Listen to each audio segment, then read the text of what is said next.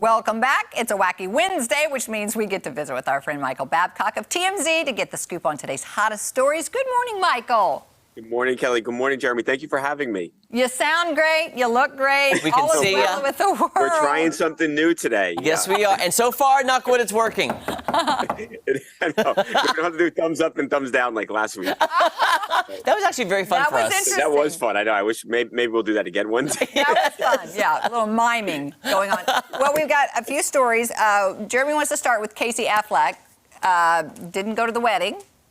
Yeah, this was sort of a, I was going to say a juicy one, but, you hope that their family's okay. So, Ben Affleck and J-Lo, obviously, as everybody has heard at this point, over the weekend at Ben's home, a beautiful home, they had this big wedding. Matt Damon was there, other celebrities there, and it was really over the top. They had gotten officially married in Las Vegas, but this was the big elaborate party. But Casey Affleck, his brother, Ben's brother, wasn't there. And,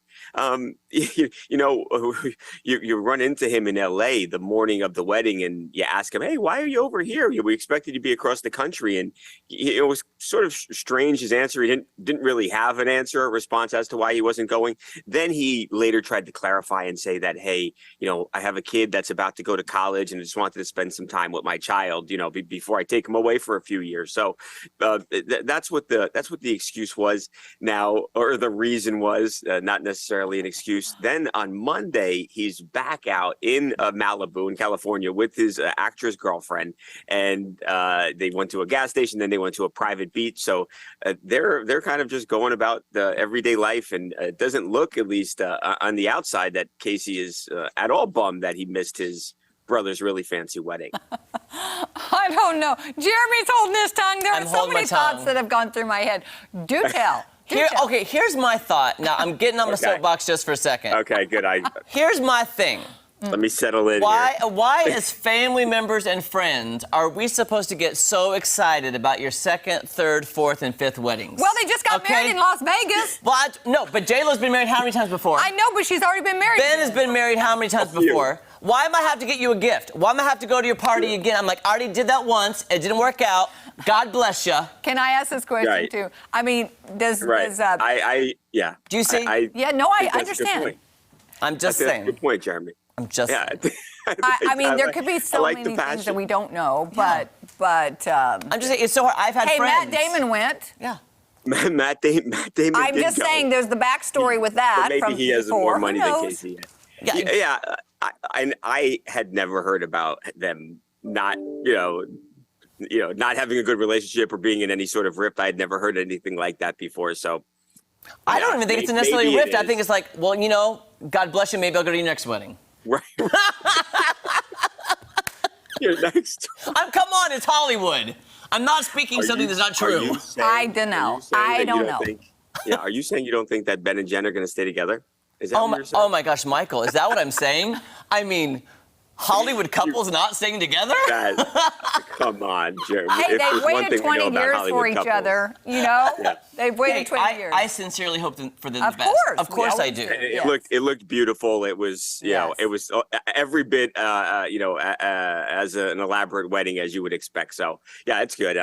I'm sure that they're happy and wish them the best. It just leaves us to wonder. We don't know. We don't know the answer to that one. We don't know. Maybe we'll hear about it. Maybe he'll talk about it at some point in the future, and we'll find out if there was actually something happening behind the scenes. But yeah, wish them well. Besides his child getting ready to go to school. College, yeah. Okay. What's going on with Kanye? Let's do Kanye, because that's, the Kobe story is tough. So Kanye West has filed to trademark a logo. It's an interesting looking logo. It's actually two or one logo with a different variation, a different color variation. So Kanye West, like you do, you go to the government and say, hey, I'd like to trademark this logo. And he said it was for use in all these different types of stores. So brick and mortar stores, online stores, retail stores, and unclear exactly what he's going to be using the logos to sell. He did back in July apply for a Yeezy supply store, which this could be linked to. It's a strange looking logo. It looks almost like the top half of like a ribbon or of like a gear almost. It's a strange looking logo, but Kanye West, if it's a collaboration with Nike, with Adidas, with Gap, I mean, everything that he touches, not just with music, but when it comes to fashion, it seems is a gigantic hit. So Michael, whatever he's cooking up here. Michael, I just I don't pulled know it what up, it is, I but I'm think. sure it was. And it looks like our producer Jake was saying too. It looks like the top of a Reese's peanut butter cup, but blue. Oh, it does. Yes, Yeah. it does. It's got the little jags on the edge, That's a good point. like the paper. Now I'm great. It's Now not I'm very hungry. impressive either. Now though. I'm hungry. Yeah, He's hungry It does. It looks like yeah. I feel like it needs to have some. Well, what do I know? But I'm just saying. I wish there was something in the yeah, middle it or looks a something. little plain or not done.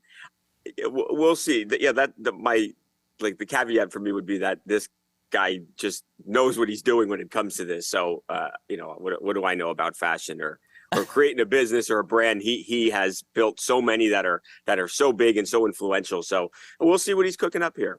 I'm going to keep an eye on that blue Reese's. You know what it reminds me of? Yeah, we'll see what he does with it. I think he's punking all of us. It's like when I go into an art museum and I see a giant red circle on a canvas and they say it's art. Yeah. He could be like, look at this giant blue. Look what I Reese's can give peanut butter people. cup. I know. Well, I did you hear see? ya. We were talking about it last week. The Yeezy Gap collection stuff. The way they were displaying it. That's the kindest way to put this. But they were just stuffed in garbage bags, and you had to rifle through these garbage bags to find the Yeezy Gap shirt you want. So. Oh my gosh. Yeah, the high fashion. So. High fashion marketing ploy right there.